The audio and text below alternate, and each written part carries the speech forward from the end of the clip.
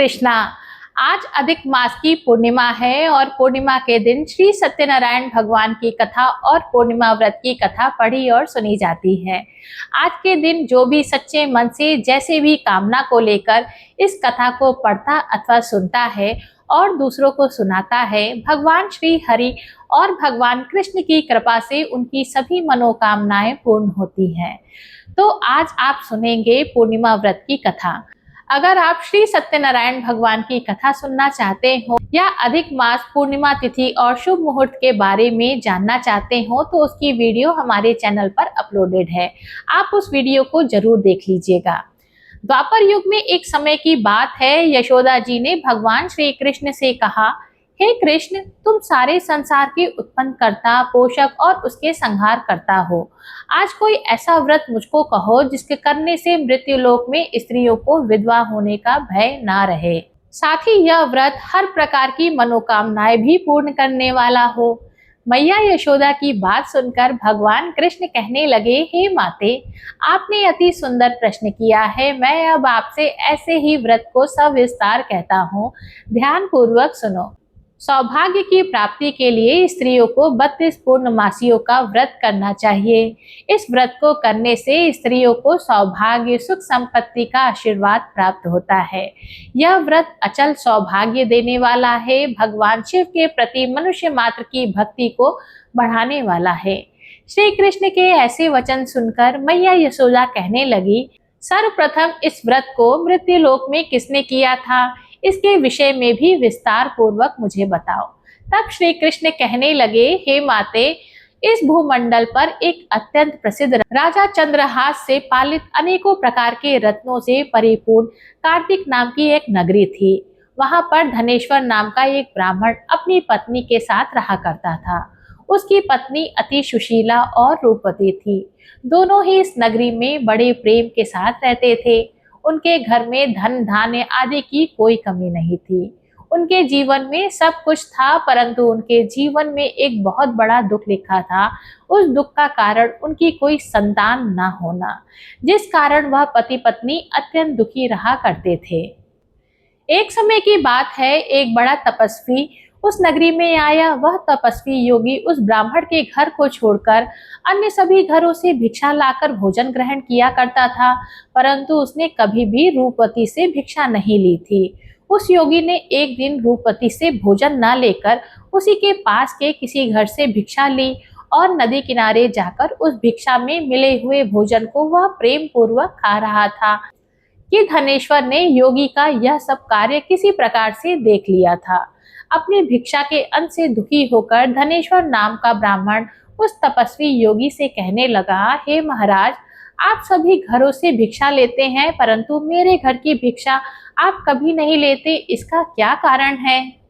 तब तपस्वी ने कहा कि निसंतान के घर की भीख पतित के अन्न के तुल्य होती है, और जो भी पतित का अन्न ग्रहण करता है वह खुद भी पतित हो जाता है।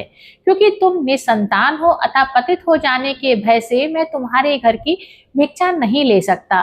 धनेश्वर यह बात सुनकर अपने मन में बड़ा दुखी हुआ और हाथ जोड़कर तपस्वी के पैरों पर गिर पड़ा और बड़े दुखी मन से कहने लगा, हे महाराज, यदि ऐसा है तो आप मुझे पुत्र प्राप्ति का कोई उपाय बतलाइए।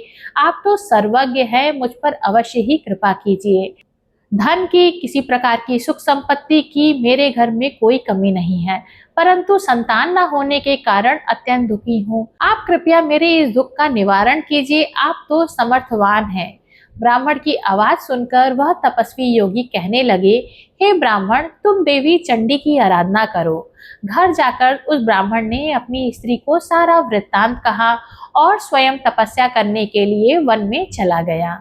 वन में जाकर उसने देवी चंडी की उपासना और उपवास करना प्रारंभ किया।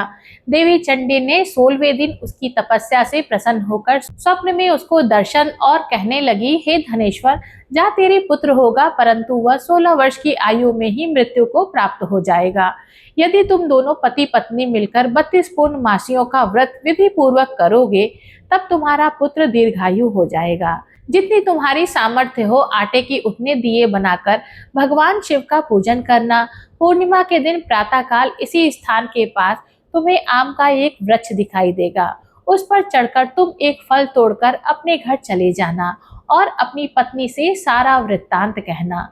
ऋतु स्नान के पश्चात वह पवित्र होकर भगवान शिव का ध्यान करके उस फल को ग्रहण कर लेगी।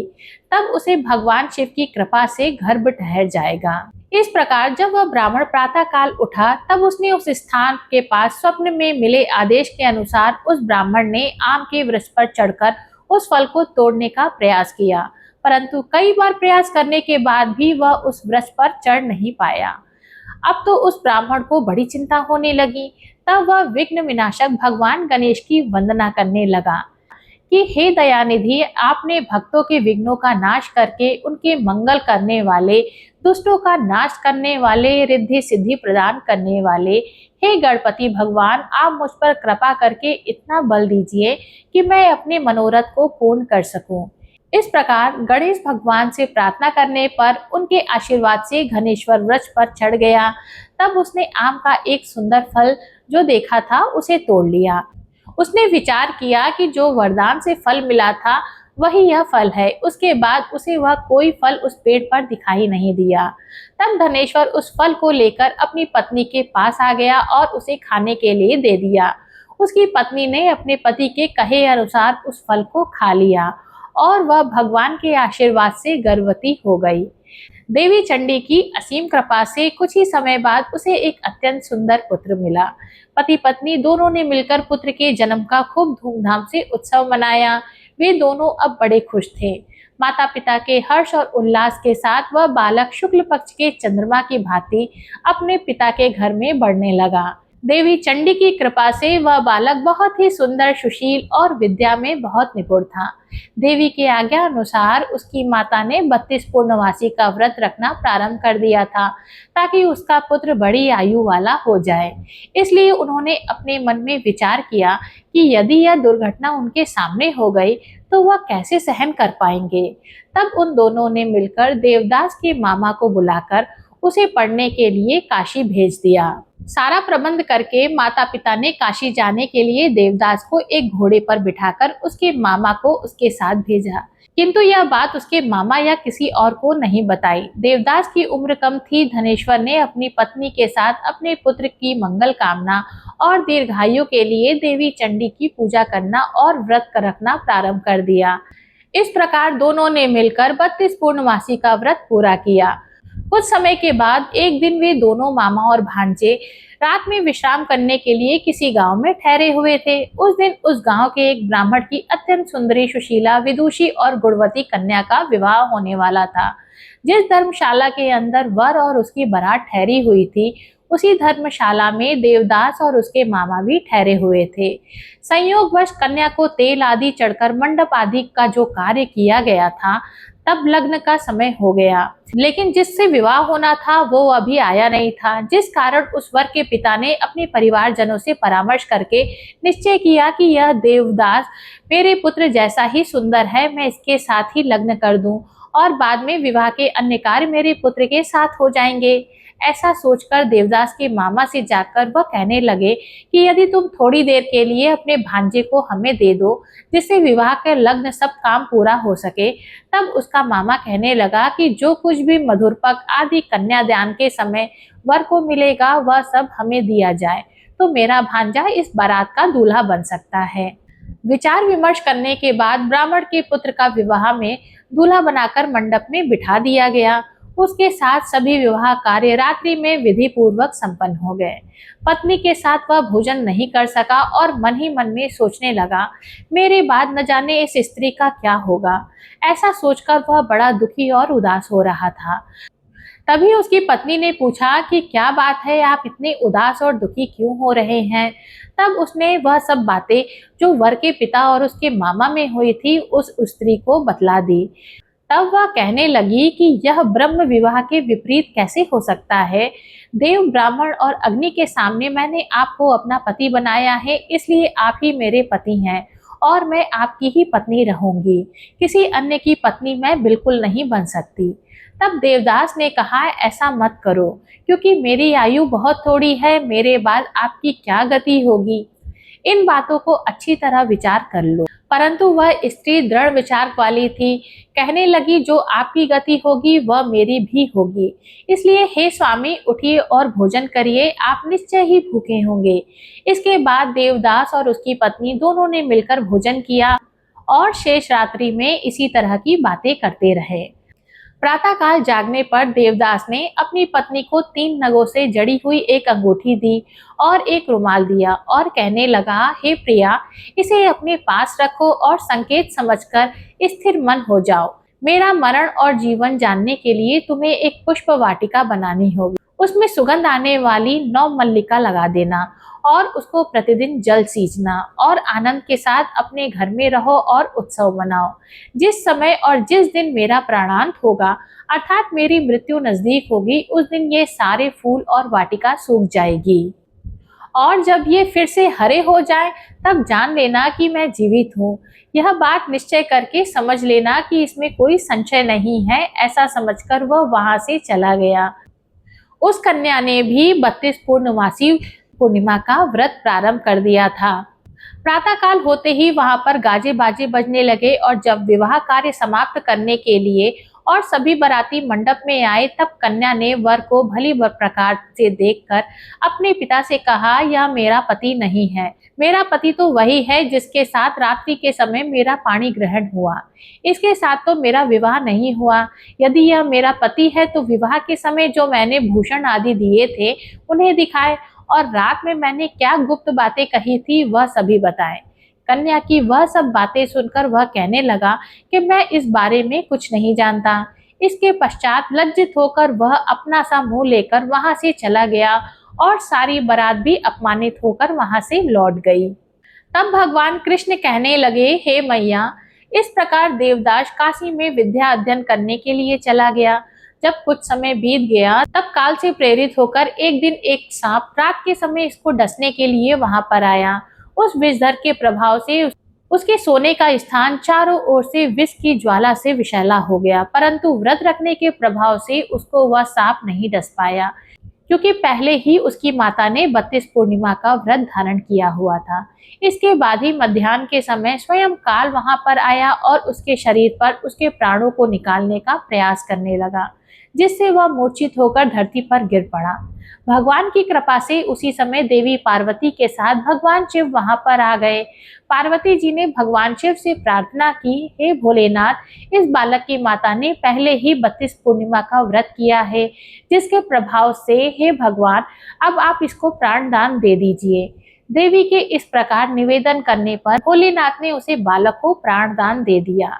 इस व्रत के प्रभाव से काल को भी पीछे हटना पड़ा और देवदास स्वस्थ होकर उठ बैठा। उधर उसकी पत्नी भी 32 पूर्णवासी का व्रत रखती थी और उसकी कुशल की प्रतीक्षा किया करती थी। एक दिन जब उसने देखा कि उस पुष्प वाटिका में पत्र पुष्प कुछ भी नहीं थे, तब उसे अत्यंत आश्चर्य हुआ और जब वह वैसी ही हरी भरी हो गई, तब वह समझ गई कि उसके पति पर आया संकट दूर हो चुका है। वह बड़े प्रसन्न मन से अपने पिता के पास जाकर कहने लगी, पिताजी, मेरे पति जीवित है, अब आप उनको ढूंढिए। जब 16 वर्ष बीत गए, तब देवदास भी अपने मामा के साथ काशी से चल दिया। इधर उसके ससुर उसको ढूंढने के लिए अपने घर से जाने ही वाले थे कि वे दोनों मामा भांजे ठीक वहीं पर आ गए। उन्हें अपने घर पर आया देखकर उसका ससुर बड़ी प्रसन्नता के साथ अपने घर में उन दोनों को बैठाया। उस समय नगर के निवासी भी वहां इकट्ठे हो गए और सभी ने निश्चय किया कि अवश्य ही इस बालक के साथ इस कन्या का विवाह हुआ था। उस बालक को जब कन्या ने देखा तो पहचान लिया और कहने लगी कि ये वही है जो संकेत करके गए थे। इसके पश्चात सभी लोग कहने लगे कि भला हुआ जो यह वापस आ गया, और सभी नगरवासियों ने मिलकर आनंद मनाया। कुछ दिन अपने ससुराल में रहने के बाद देवदास अपनी पत्नी और मामा के साथ ढेर सारे धन और उपहार के साथ अपने घर के लिए चलने लगे। जब वे सब मिलकर अपने गांव के निकट आ गए, तब कई लोगों ने उन्हें देखकर उनके माता पिता को पहले ही जाकर सूचना दे दी थी कि तुम्हारा पुत्र अपनी पत्नी और मामा के साथ वापस आ गया है। ऐसा समाचार सुनकर माता पिता को तो पहले विश्वास ही नहीं हुआ। जब उन्होंने खुद जाकर देखा तो उन्हें बड़ा ही आश्चर्य हुआ और तब देवदास ने अपनी पत्नी के साथ अपने माता पिता के चरण छूकर उनका आशीर्वाद प्राप्त किया। तब माता पिता ने इस चमत्कार को देखकर अपने घर में बहुत सारे ब्राह्मणों को बुलाकर उन्होंने यथासंभव दान दक्षिणा उपहार में देकर उन्हें प्रसन्न किया और उनका आशीर्वाद प्राप्त किया। भगवान कृष्ण कहने लगे कि हे माते, इस प्रकार धनेश्वर 32 पूर्णिमा के व्रत के प्रभाव से पुत्रवान हो गया। जो भी स्त्रियां इस व्रत को रखती हैं वह जन्म जन्मांतर में वैधव्य का दुख नहीं भोगती और सदैव सौभाग्यवती बनी रहती हैं। इसी के साथ ये कथा समाप्त होती है। प्रेम से बोलिए विष्णु भगवान की जय, श्री कृष्ण भगवान की जय। उम्मीद है कि यह वीडियो आपको पसंद आई होगी। वीडियो अगर अच्छी लगे तो वीडियो को लाइक और चैनल को सब्सक्राइब कीजिएगा। मिलते हैं अगले वीडियो में, तब तक के लिए हरे कृष्णा।